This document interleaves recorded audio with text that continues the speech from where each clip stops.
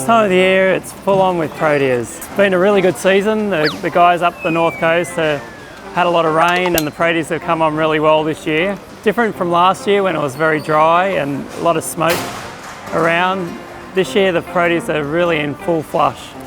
So we've got a few varieties here. We've got pink ice and red ice, some white nerifolias and Protea erubescens. And they start now and then they go for quite a few months. So the north coast guys will finish their production and then it'll move down towards the south coast, and those guys will come on producing, and then in the end it'll move down to Victoria, and the Victorians will finish off the season picking their Proteas. They call this group of flowers wildflowers, and that's where some of the confusion comes. You know, people think, oh, they're wildflowers, so they're natives to Australia, but they're not an Australian native, they're a South African native flower.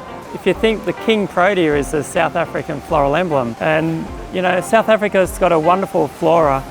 These are all grown here in Australia. You probably wouldn't find them growing in the Australian bush, but you find them growing in people's gardens. The Proteas mix really lovely with many different flowers, whether it's Australian native flowers or whether it's traditional flowers, or whether they're used on their own. I think Easter's always a great time for Proteas. There's a lot around, prices are stabilised. Yeah, it's a good time to buy them.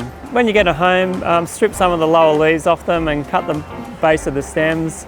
Put a reasonable amount of water in your vase and change the water every couple of days.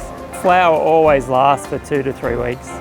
Yeah, go to your local florist and yeah, buy a few bunches and put them in your house and you'll have them for Easter.